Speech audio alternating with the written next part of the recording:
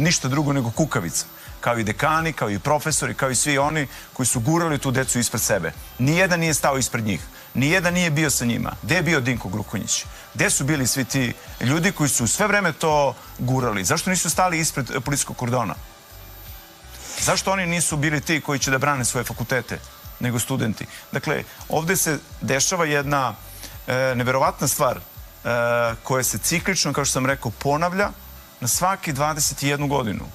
Pogledajte poslednji protesti kad su bili studentski, to je bilo vreme Miloševića, pre toga je bilo vreme Tita, pre toga je bilo vreme Kralja, kada su nametnuti protesti kome su bili napisani bolje rat nego pakt. I nismo naučili iz tog dela priče ništa, jer tada kada smo mi, engleski ispostava ovde došla do toga bolje rat nego pakt, mi smo izgubili 1.400.000 svojih građana u tom ratu, a Bugari koji su u tom paktu bili su izašli 2 meseca pred kraj rata i izgubili su 21.000 svojih građana. Pa sad da budemo malo racionalniji, glupo mi da kažem da treba se ugledamo na Bugare, ali treba da se ugledamo na neku pametniju politiku i strategiju. Ovo nije jedina tema koju vi obrađujete, ostali novinari se ne usuđuju, boje. Zašto je to tako? Pa zato što nisu novinari. Da su novinari, oni bi to radili.